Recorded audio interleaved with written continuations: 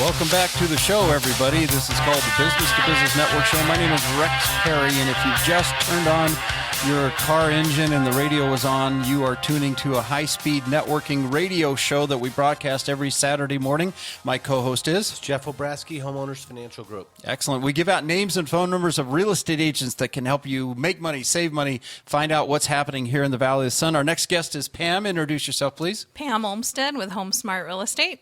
Give us a little bit of your background. I've been in business about 18 years. I started with my father, who'd been in business forever, so he was a great mentor. I've recently brought in my daughter, who's now the third generation. Mostly work in the Southeast Valley, prefer buyers, and I do a lot of VA loans. And you have an interesting relationship with a lead source. Tell us a little bit about that. As far as you get referrals from... I get referrals from a VA lender. They keep about 10 buyers in my queue at all times. And they're just total VA buyers, and I work with them pretty exclusively. However, sometimes they can't close certain loans. Exactly, and I need a really good lender. And that's when she'll come to me. That's That right. seems what I do is I fix broken loans. See, what's interesting is they particularly market to a lot of these vets that are coming back from 12 years of war. Exactly. Thanks for all their efforts.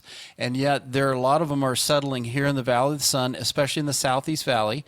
And you're able to take them and then work with them to find properties that they can afford. Right, and they can use those VA benefits, zero down. We try to get the seller to pay closing costs, so they're almost buying a free house. Yeah. And actually, probably 95% of VA loans that I do, especially if they're over $150,000, at the end of the day, the veteran owns that home with literally not 5 cents out of their own pocket. And this is important because there's a misunderstanding. There's tremendous misconceptions with Huge. VA. The number one that I hear is that VA appraisers undervalue properties. And I have to tell you that from my experience, I have 4 in the pipeline that I'll close in the next 30 days. Not one of those appraisals has come in anywhere other than where it should have come in, whether that was good, bad, or indifferent. The bottom line is that all appraisers are licensed, okay, whether they work for VA or they do Fannie Mae appraisals or FHA appraisers. And, in the event that they get audited and they're found to have given a value other than market value due to the type of financing, that's probably the last appraisal that appraiser will ever do. So if you ever hear anybody say, oh, I don't want to go, if you're a seller and say, oh, they're VA, I don't want to go that way, there's no reason for that at all. None whatsoever, and it is a stigma that we're still fighting every day. Had one turned down yesterday because they were scared of a VA loan. Still trying to work that deal, get that seller to figure it out and realize it's not a big deal. I've not been having any problems with appraisers. And it's funny, we were talking, what I hear a lot, because I see a slightly different end on the lending side, I get a lot of sellers, I get a lot of listing agents.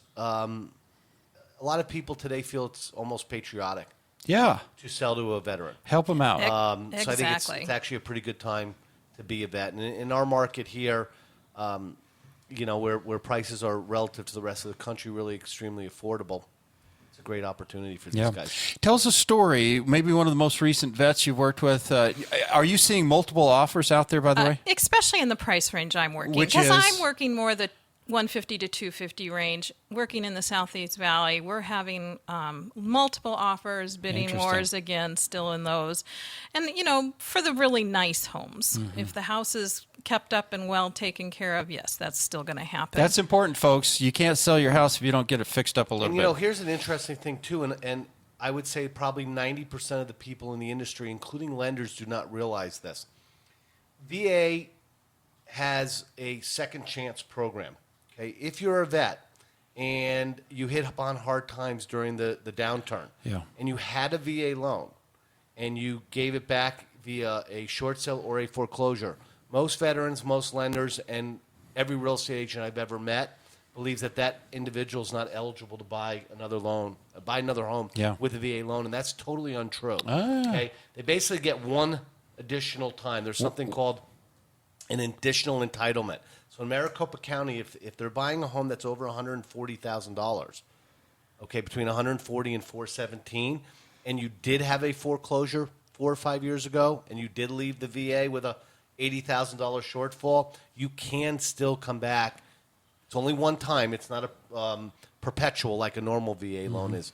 But you can still use that entitlement one more time. Fantastic. Now, go ahead. I would say probably 50% of my buyers fit that category. Yeah, they've been through a rough fight. They have been through a rough time. They've had a short sale, and now they're getting back into the market. And you're looking to work with other buyers besides VA also. Well, of course. I like all buyers. Why wouldn't I? Well, the key is that you're able to really show that's your specialty is working with buyers. Buyers, exactly. Yeah. I have to say I like to shop, and if it's shopping for a home or shopping other ways and spending other people's money, it works for me. And you can also, when financing, help sometimes with those closing costs and stuff. Yeah, with VA, with government loans, it's really easy for lenders to contribute to closing costs. We do have to raise the rate modestly. But there's a way to do it. Yeah, basically, I have to make a fixed percent on every loan. So let's just say the rate's 4 1/4. And if I were to raise that rate to 4 3/8 or 4 1/2, I may be able to give up to 2% of the purchase price. So on a $200,000 home, that's $4,000, which is pretty much all their closing costs anyhow. And typically, you will get a seller to contribute on average about $2,000 for the quote unquote VA unallowable. Yeah. So give $2,000 there. Okay, I don't even need to give 2%.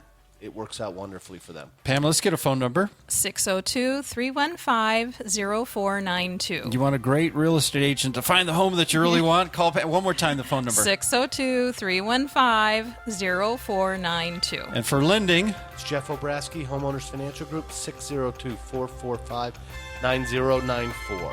Thank you both so much for being part of the show. We got the bumper music telling us it's time for another break. If you miss anything, we podcast after we broadcast. 123 B as in business, Z as in zebra.com. 123bz.com. Stay tuned. We're going to be right back.